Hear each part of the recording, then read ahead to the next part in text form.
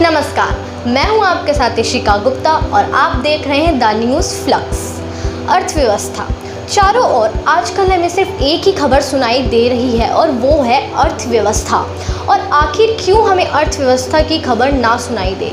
31 अगस्त 2020 को सरकार द्वारा 2020 से 2021 के हाफ क्वार्टर की सालाना जीडीपी ग्रोथ की रिपोर्ट सामने रखी गई और वो उस रिपोर्ट के आंकड़े चिंताजनक थे।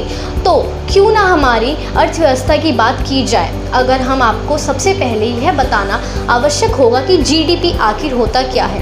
एक साल में सीमा के अंदर, किसी भी देश की सीमा के अंदर तैयार किया गया माल और उसकी बाजार के मूल्य को आसान सी भाषा में जीडीपी कहा जाता है।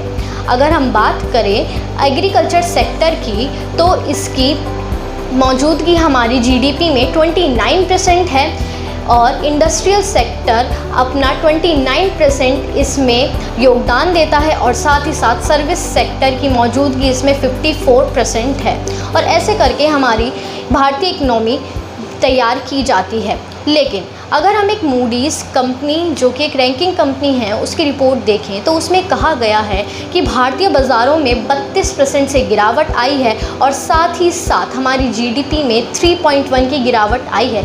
लेकिन उस रिपोर्ट में यह भी कहा गया है कि आने वाले सितंबर के महीने में शायद भारत की जीडीपी फिर से पटरी पर लाई जा सके। परंतु अगर हमने लॉकडाउन के महीनों में ध्यान दें तो लॉकडाउन के महीनों में ज़रूरी सामानों की खरीदारी बढ़ गई और जिसके कारण उनकी कीमतों का बढ़ना भी आम बात है। लेकिन अन्य सामानों की तुलना करी जाए ज़रूरी सामानों से तो उनकी खरीदारी बंद हो गई, जिससे माल बनाने वाले और माल बेचने वालों की भी दिलचस्पी उनको बेचने या बनाने में जाहिर सी बात है कम हो गई और जिसके कारण हमारे मैन्युफैक्चर सेक्टर पे सबसे ज़्यादा असर पड़ा है। क्योंकि एक तो ना मज़दूर काम करने के हैं और ना ही लोग दिलचस्पी दिखा रहे हैं इन दूसरे सामानों को खरीदने में।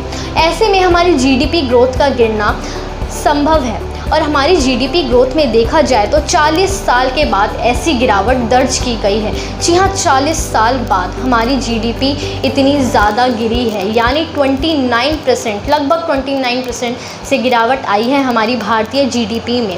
अगर हम बात करें कुछ और रिपोर्ट्स और तथ्यों की, तो 25 अगस्त की एक रिपोर्ट में कहा गया है, जो कि आरबीआई की तरफ से दी गई है, कि इस रिपोर्ट में साफ साफ कहा गया है कि लॉकडाउन के चलते 2000 नोट की छपाई भी बंद हो चुकी है। सीधा सीधा यह कहना तो सही नहीं होगा कि केवल लॉकडाउन के चलते इसकी छपाई बंद हुई है। इस रिपोर्ट के अनुसार कहा गया है कि पहले लॉकडाउन से पहले या लॉकडाउन में 2000 के नोटों की सर्कुलेशन 3.4% था, लेकिन आते आते इस साल सिर्फ इसका 2.1% ही सर्कुलेशन रह गया है, जो काफ़ी गिरावट दर्ज की गई है। इसलिए 2019 से 2020 में कोई भी 2000 के नोटों की छपाई नहीं हुई है। बात बहुत छोटी है, मुद्दा बहुत आसान है, लेकिन यह साफ साफ अर्थव्यवस्था की गिरावट को दर्शाता है।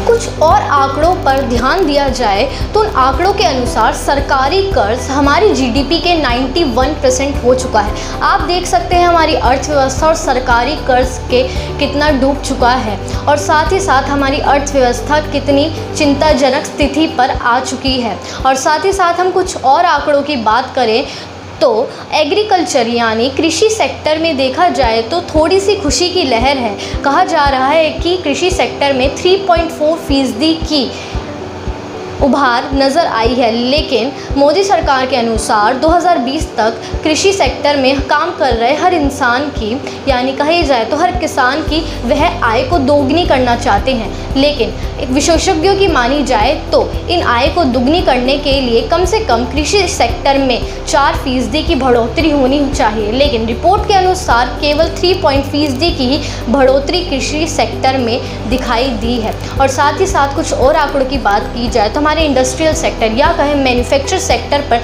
सीधा सीधा लॉकडाउन का असर पड़ा है। और ये असर फिर से वही बात है, असर सिर्फ कोरोना या लॉकडाउन का नहीं है, यह असर जीडीपी में गिरावट का पहले से ही देखा जा रहा है।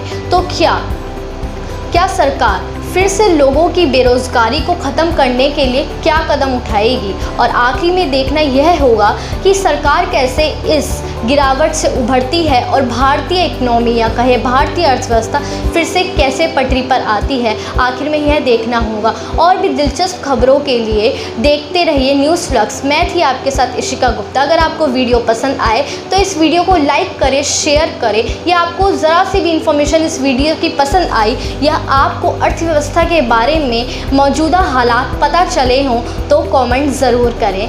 धन्यवाद।